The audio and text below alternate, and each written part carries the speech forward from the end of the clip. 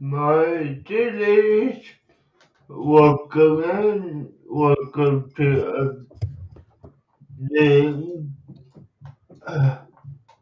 welcome to the first episode of Friday Theorizer. Today we have a interesting take on two series for you to know. So, Kegels, do you want to tell them what series you gave me, and I will tell them what I gave you?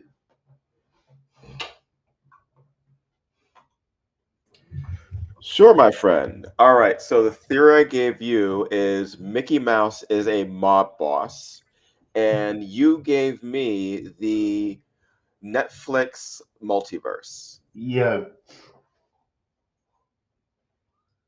Yeah, so that's what we'll talk about tonight, guys. And Pajama. yeah, and I will tell you the proof that I have for yours is gonna be a good one. Oh, I had to So, do a little bit of digging for yours. I bet it goes. So, do you want to go first or shall I? Oh, sure, I'm good for going first. All right. Okay.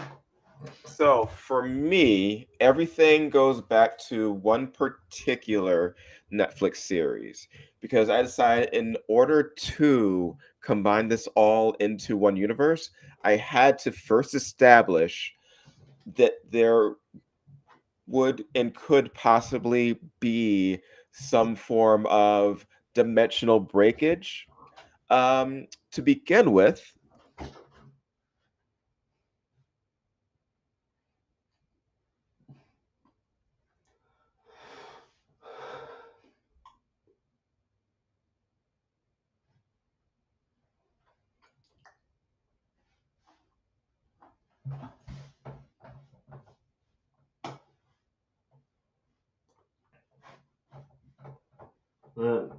It didn't go clear carpenter.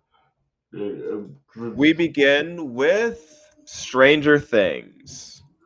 Okay.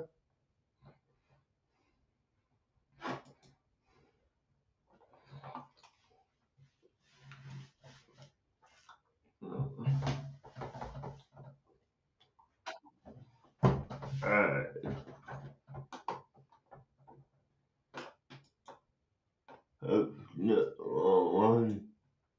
Uh, oops. Okay. Now, most people know about Stranger Things since it's basically one of the most popular things on Netflix. Yeah. And in oh, actually, no.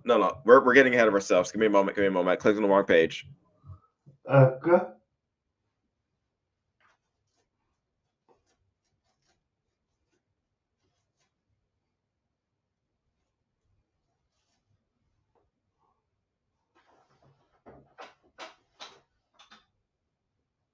Alright.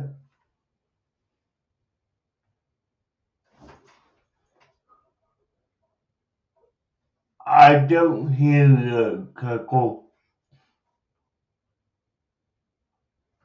Okay, so Umbrella Academy is a lesser known series, but in that, a group of children are basically born with various superpowers and adopted by a strange millionaire, billionaire genius to use them as his force to do things like act as superheroes. One of the kids has the ability to travel through time and space, and because of that, and because of something leading to the destruction of the world, the first of a temporal portal is created, causing a break and branch in the timeline. Okay.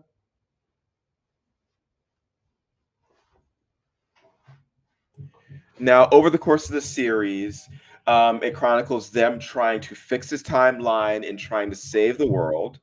But there are also is an organization dedicated to preserving various timelines, preserving the future, preserving the destruction of the world. There's back and forth, there's traveling future, past, all this craziness, all this nonsense. But the basic gist is it causes a fracturing of the multiverse. Mm-hmm.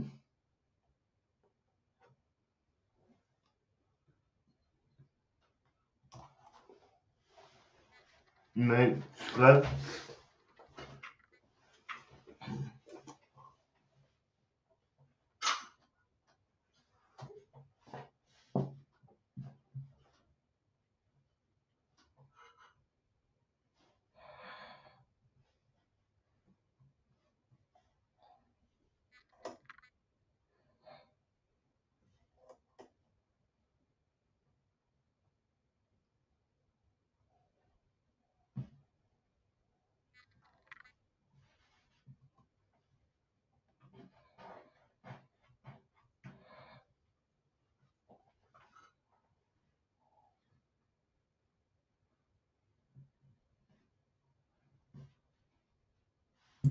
What this does is lead to a large group of Netflix actors appearing in various films and series across the entire network. So you'll have people playing multiple characters in multiple movies and multiple shows, appearing like over and over and over again as the timeline loops, as the multiverse is created over and over again and destroyed over and over again, because these are all the same people but reborn in different bodies and in different times.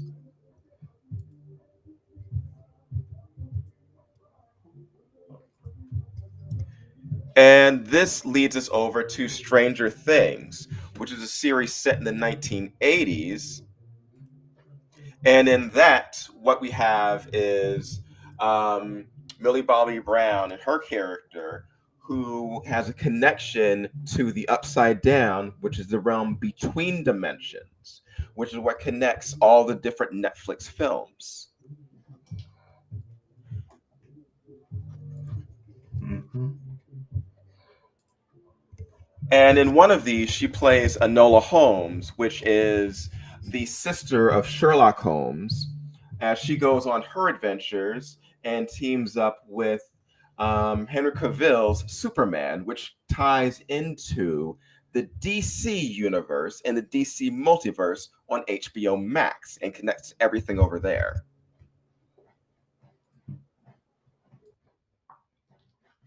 Okay.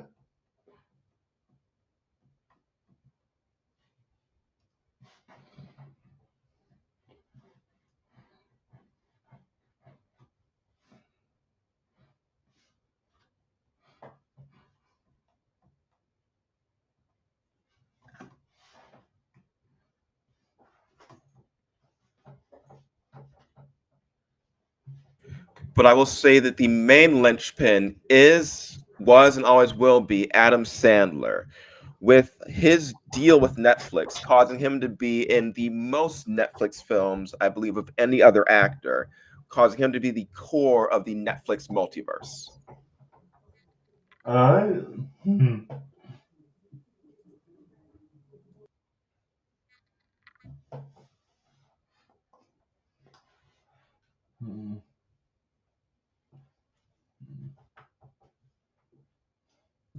And essentially, that is the Netflix multiverse theory as it stands.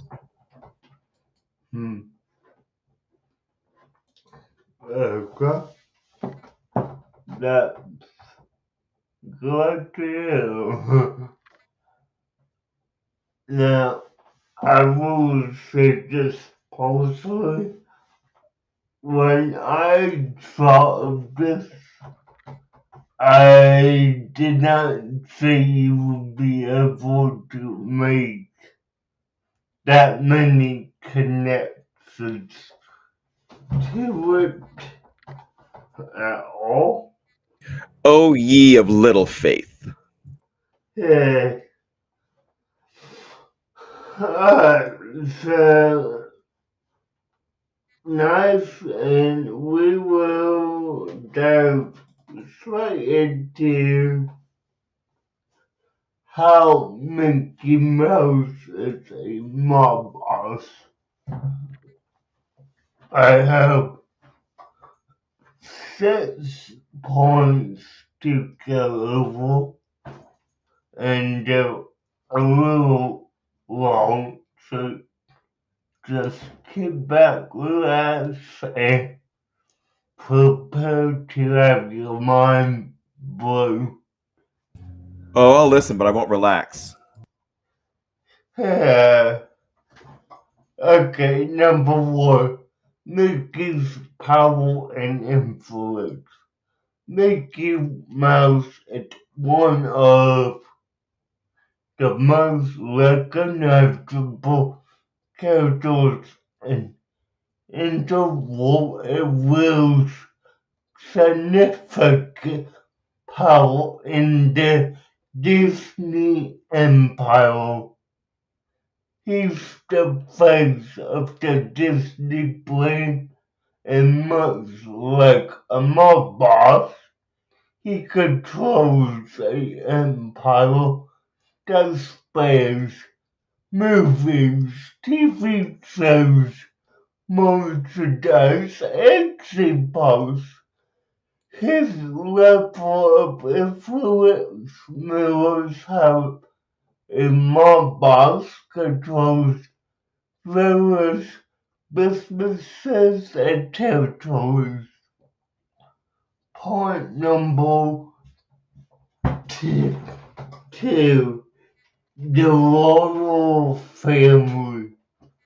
Mickey's close circle, Minnie, Donald, Goofy, and Pluto are deeply loyal to him, much like a mafia family. They always willing to support him anytime they're role in the group. I can see how mom bosses have Laurel Android. For example, Donald Duck, the enforcer, quick to anger and ready to defend Mickey's interests. Now, when you first said that, Donald Duck did not come first in my mind as enforcer, but I can definitely see it. Okay? Goofy, the friendly yet surprisingly competent lieutenant who handles things behind the scenes.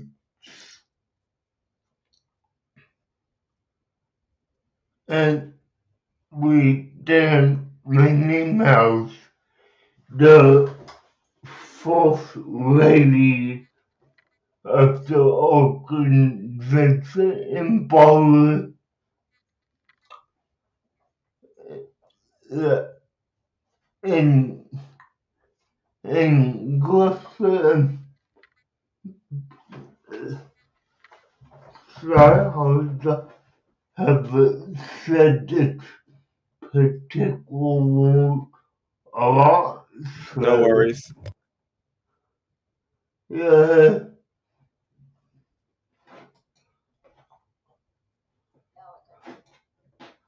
embodying elements of power alongside Mickey.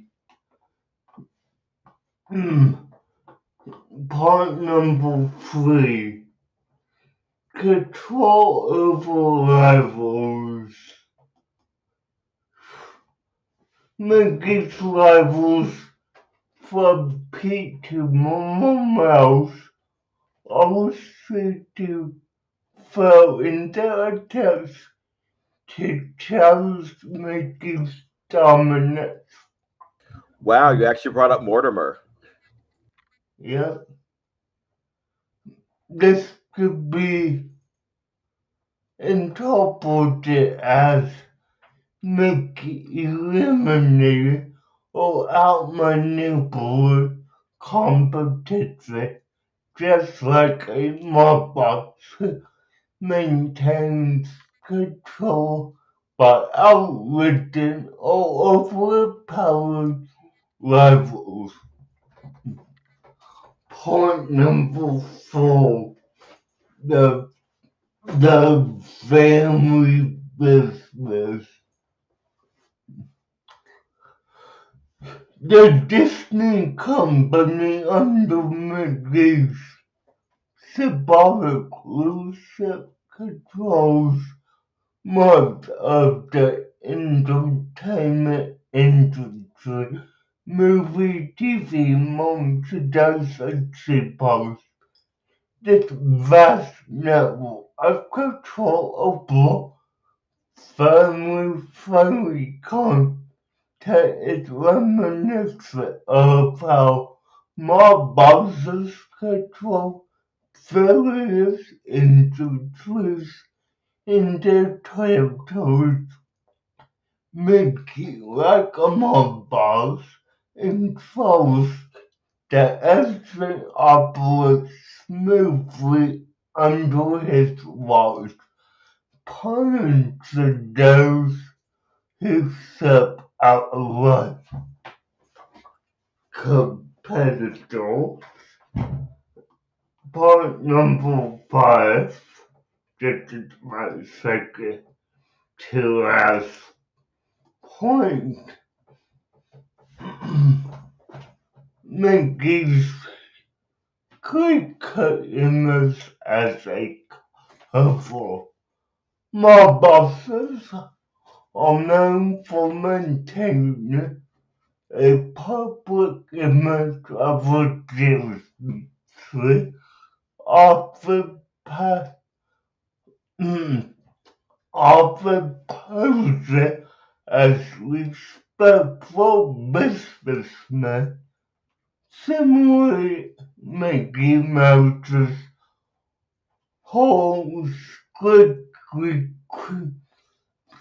squeaky clean image might be a front for his control behind the scenes, like many mob bosses who maintain a charming public persona. Mickey's friendliness could be a carefully crafted mask hiding his iron fisted law over the Disney Empire. And my last point, the House of Mouse. In the animated series House of Mouse, Mickey literally runs a club where various Disney characters go in this metamorphic hub. Mickey controls the interactions of the other characters, much like a mob boss presided over a business where deals are made and alliances are solidified. In essence, while Mickey Mouse as mob boss is a time into his influence, control, and social draws parallels to the archetype of a mob boss maintaining power and control over a empire. I'm just a legitimate businessman. Yeah.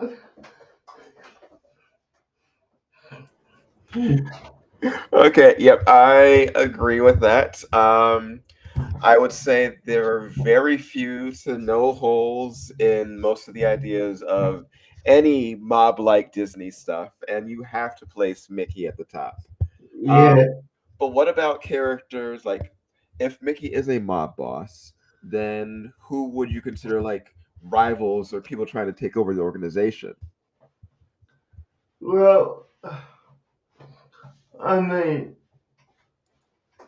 the the main rival I could think of if we're talking about, legitimate characters outside of Disney.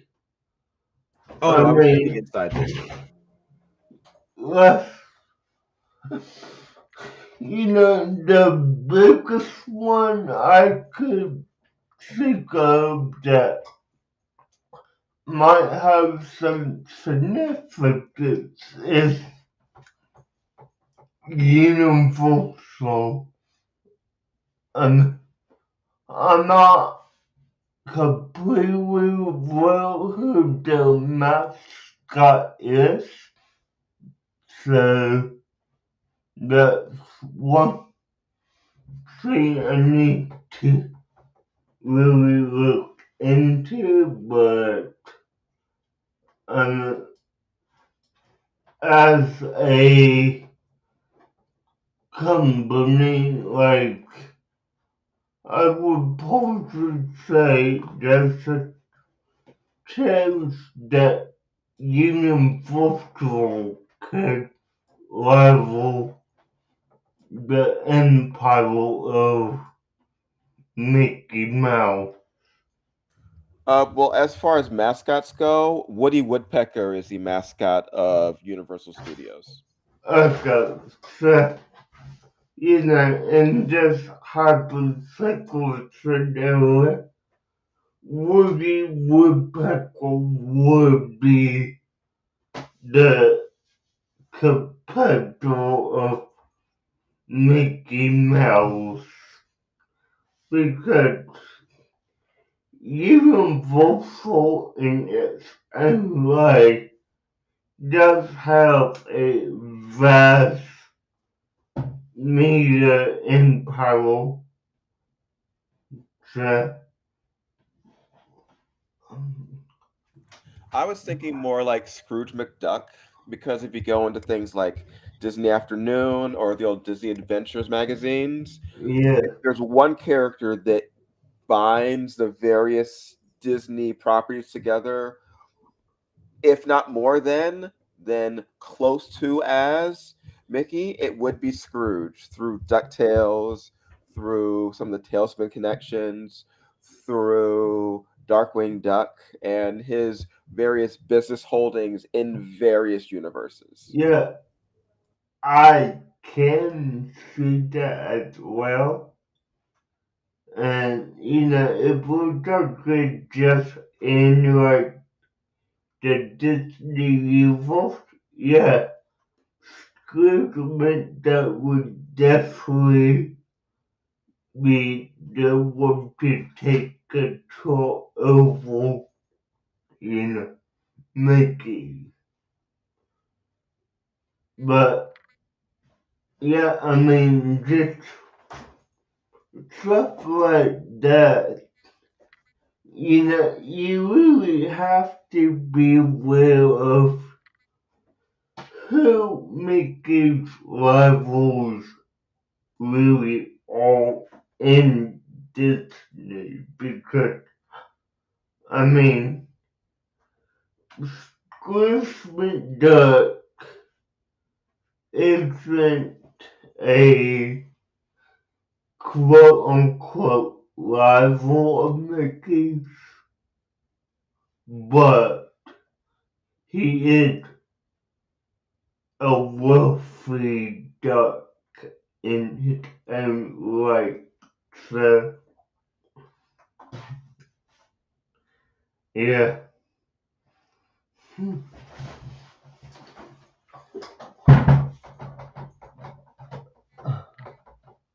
Oh, and I have just found the silver bullet to your question about the Netflix multiverse. Gaga.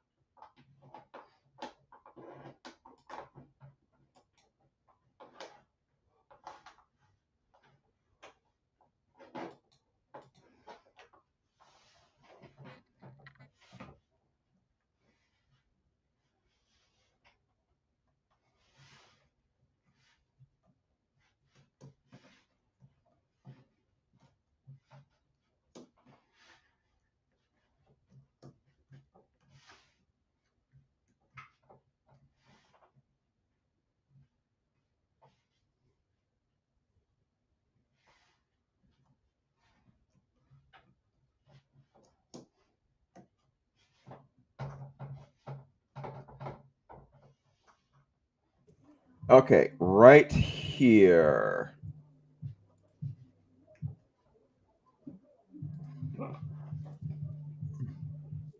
So, March 2019, Netflix released a series of commercials featuring characters from their original shows and movies. Essentially, they created a space of videos featuring interactions between the various Netflix characters and actors and series, all taking place within the same universe that was Netflix, thus creating a Netflix fully functional multiverse where all the characters do interact. Uh,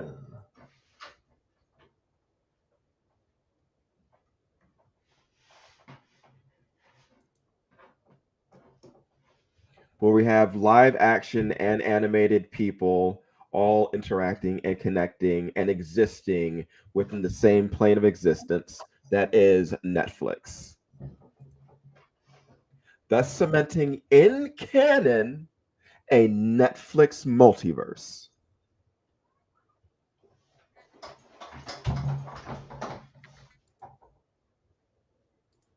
okay, so here's your simple bullet. Disney favors philosophy its most iconic films in the Disney flow. We will see them only when it's strategically beneficial. This is similar to a more boss controlling resources to maximize profit and maintain power. Mickey, as the face of Disney, essentially controls the assets to these valuable problems and use the concept of the vote, restrict within access to valuable assets and dictator when the public can conceive that is a classic mob behavioral control supply, create demand, and harm the immense power over the individual. Filmmaking, filmmaking's control over the Disney Vault mirrors Montbox's control over the distribution of illegal goods or services in a black market. It's a strategic form of control, maintaining dominance over fans and consumers, just like a mob boss keeps people dependent on them for sold goods. Now, I was just going to ask if Mickey was actually in control of the Disney Vault, but then I looked and like it is literally just his face, and there are images of him opening and closing it. Yeah. Yeah. So yeah, as far as like the Netflix multiverse goes, we've already established that's not even like a theory. That's just canon now. Yeah. It's canon without an explanation. I've given it an explanation. Yeah. Yeah, and as far as making being a mob boss, I believe I have proven to a be beyond a reasonable doubt that he is a mob boss in his own right due to his control over the Disney brand. As far as the Disney brand goes, he definitely does have quite a bit of control and things like that. And yes, you could very easily put him up to mob like tendencies, even though he would consider himself a legitimate businessman. Uh-huh. Huh.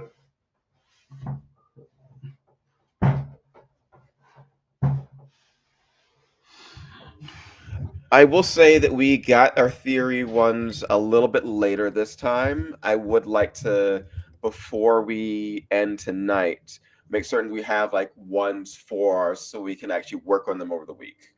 Though I'd say we came across with some pretty good answers, like pretty quickly.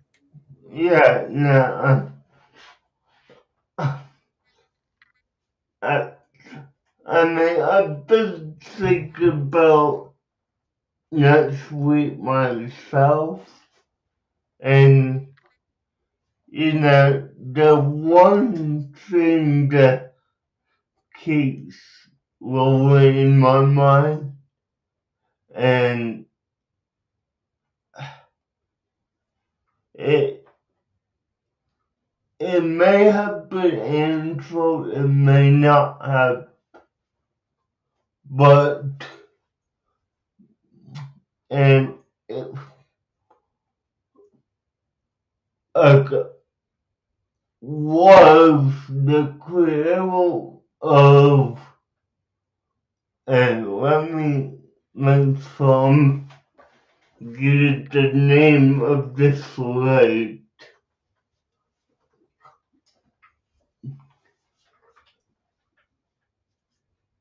You know, what was the creator of the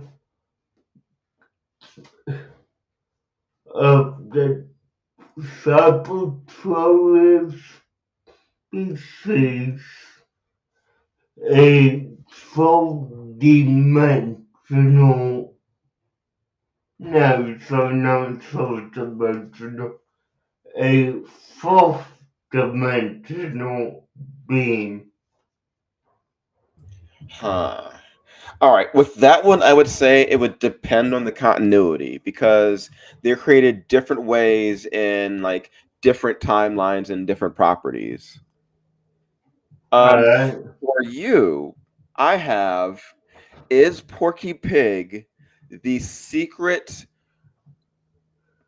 ruler or boss of the Looney Tunes?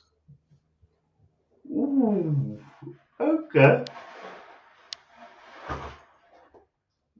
I would be, I would definitely find that interesting.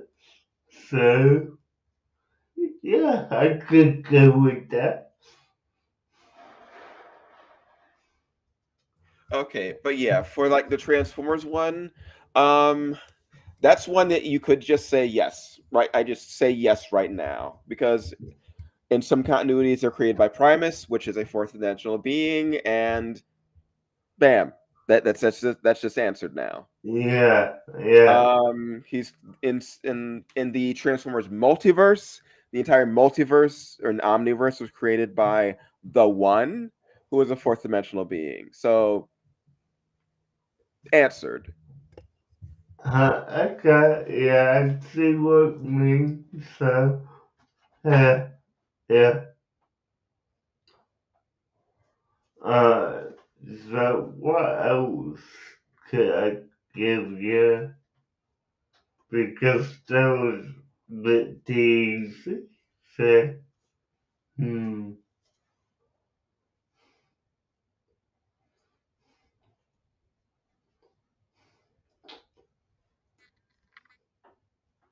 Because yes, while it's fun having a theory and then halfway through the theory finding out that the theory is just canon is fun. Yeah, But if I already know going ahead before starting the theory that the theory is canon, there's nothing for me to work with. okay. So, I got this one for you, and like, I, I don't know. Okay, let me post this question before I give you my try. Okay. Do you watch any super satire?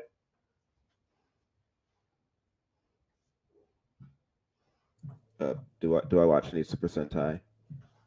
I'm a Super Sentai fanatic. Okay, so then this would be good for you, and if you have this answer right off the back of your head, I will go crazy here. Hey, Dunstan. Uh, so, what being brought the original Sentai powers to Earth?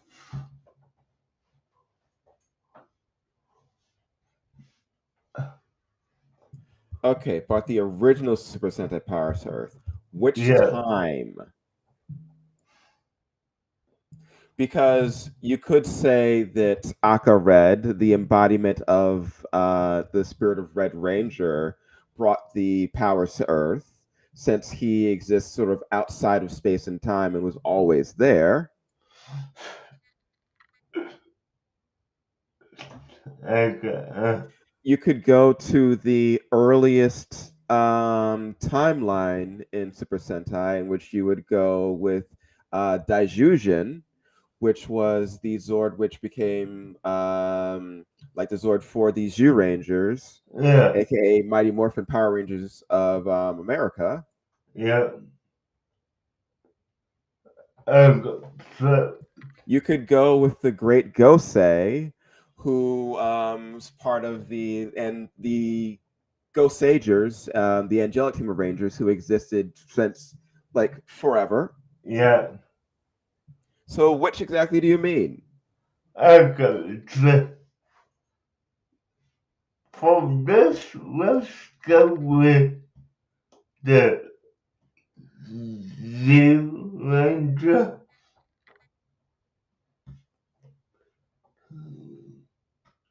Do you need me to repeat that? Okay, so Zoo Rangers, so you mean Daijujin. Yeah, that did.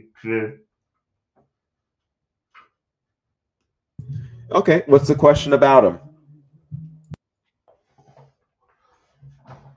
Why of specifically?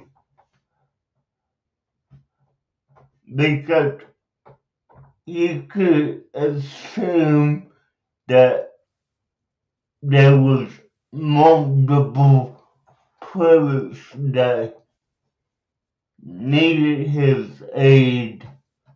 What of specifically? Well, there are Sentai on various other planets.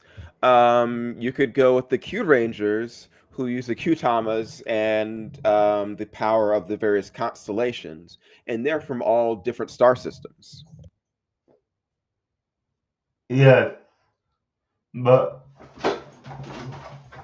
you know,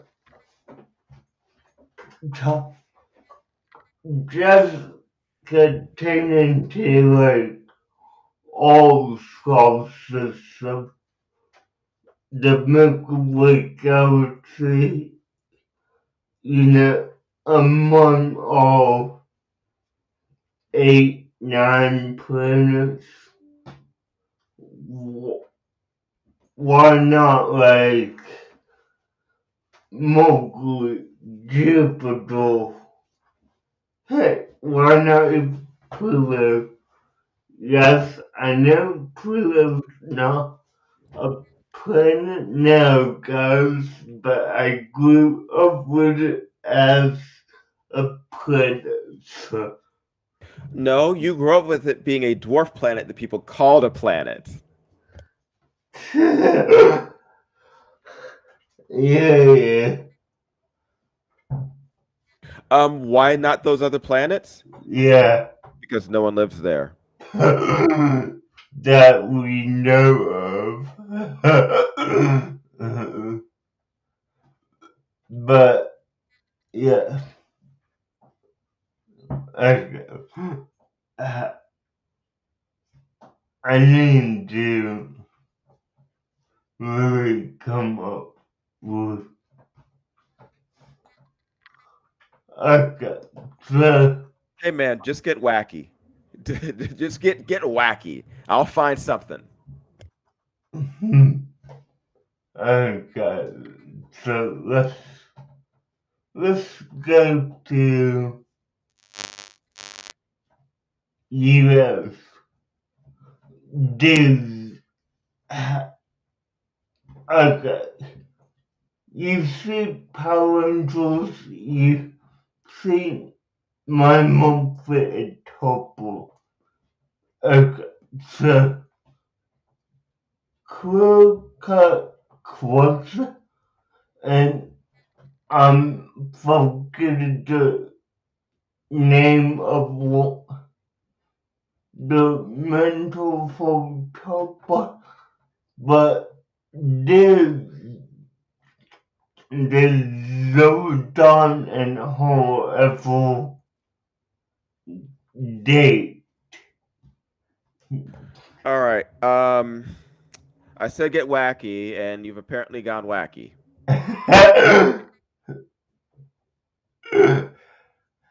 Hey, Hey, if this is how you want to play it, I'm game. yeah, so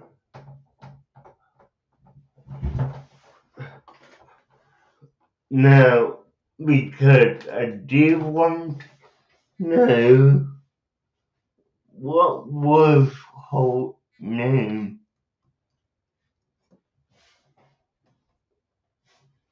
Um, no,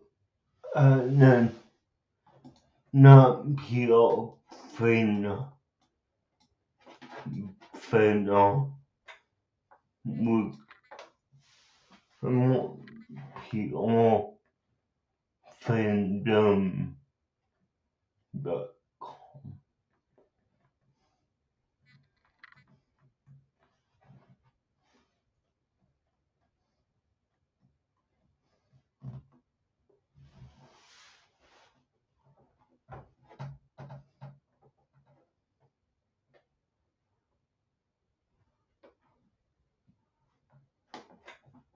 Okay.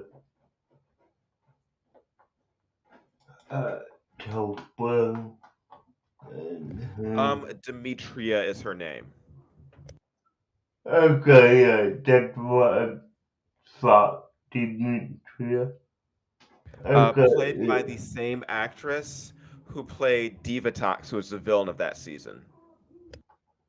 Okay. Yeah, so did Zoltan and Demetria date? What I want to know because it's clear that they clearly knew each other,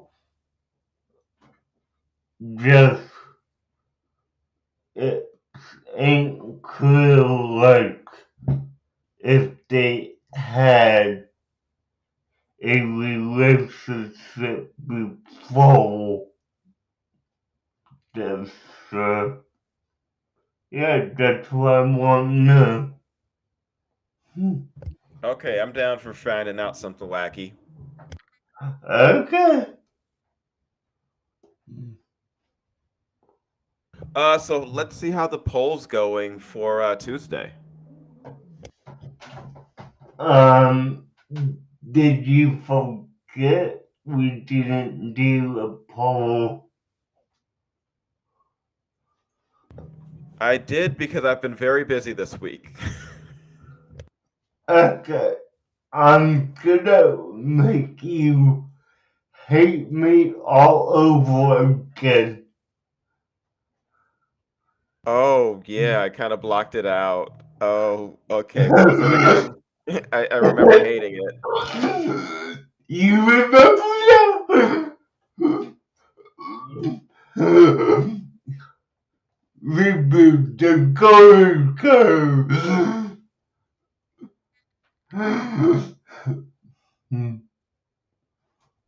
So, Gus,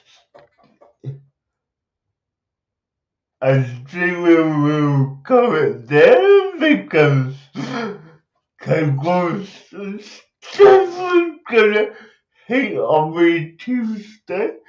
So, we will see you all around. See you Tuesday. Kegels gives me a year for making monsters.